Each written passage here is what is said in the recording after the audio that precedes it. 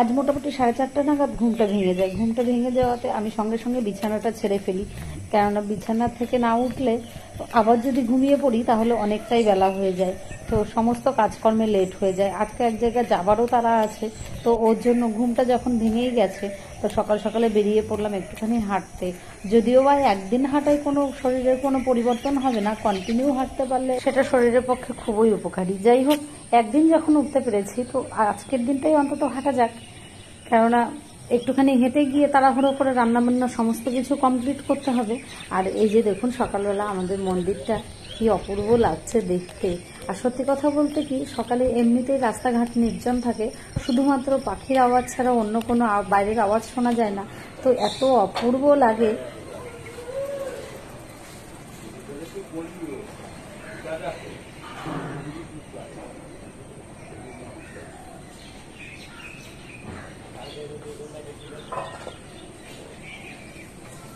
Tata.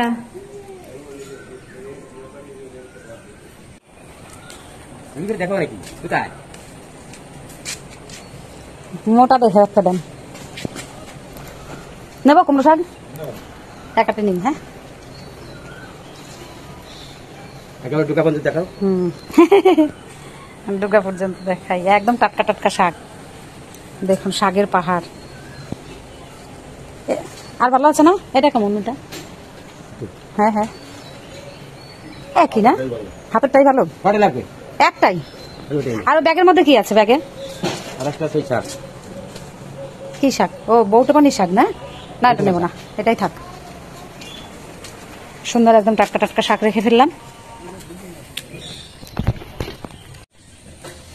কি সুন্দর মোটা মোটা ডগা, একদম টাটকা টাটকা শাক, সবই মনে হয় কেটে নিয়ে এসছে। এই শাক রান্না করলে এত অপূর্ব হবে খেতে। আমাদের এখানে বাড়ির ওপরেই সবকিছু পাওয়া যায়, আপনাকে বাজারে না গেলেও চলবে। আপনি যদি মনে করেন যে আজকে সময়ের জন্য বাজারে যেতে পারছি না, তো বাড়ির ওপরে সমস্ত রকম জিনিস পাওয়া যায়। দেখুন কত সুন্দর, একদম কচি, পুরো সবুজ।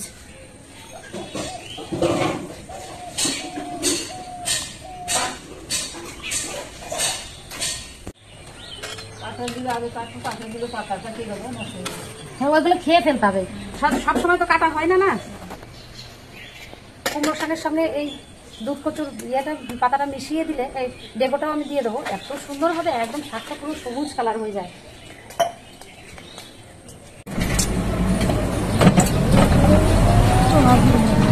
খুব তাড়াহুড়ো করে দুজন মিলে বেরিয়ে পড়লাম। আর শাড়ি পরাই এই একটা হ্যাপার কাজ, কোথাও যাওয়ার সময় শাড়ি পরতে গেলে যে কতটা টাইম লাগে এর পেছনে। শাড়ি পরতে গেলে ট্রেন বাস সমস্ত কিছু মিস। দেখা যাক, ট্রেনের টাইম হয়ে গেছে আর পেলে হয় ট্রেনটা। এ বাবা, এমন কাপা কাঁপছে।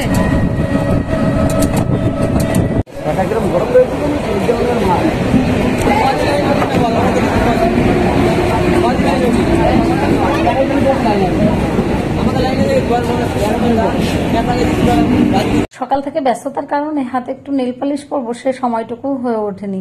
যাই হোক, ব্যাগের মধ্যে একটা ছিল অগত্যা, সেটাই পরে নিলাম। কি আর করা যাবে বলুন, সবাই সবার মতো ট্রেনে ব্যস্ত, সবাই কেউ উঠছে কেউ নামছে, আর আমি আমার মতো নেল পালিশ পরাতে ব্যস্ত।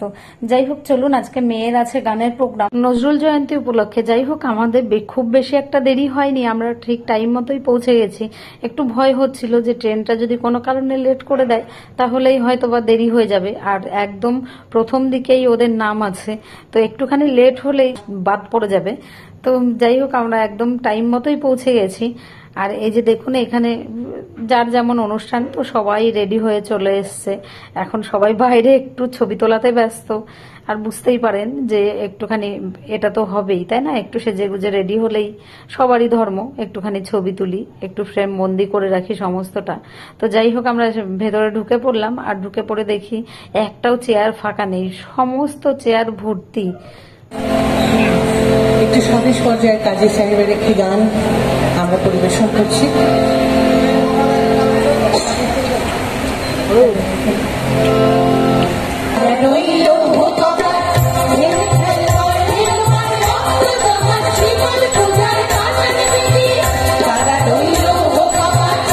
খুবই ইচ্ছা হচ্ছিল যে আরেকটুখানি অনুষ্ঠান দেখে তবেই বাড়ি ফিরি, কিন্তু মেয়েটা বললো কি মা আমার শরীরটা বেশি একটা ভালো লাগছে না।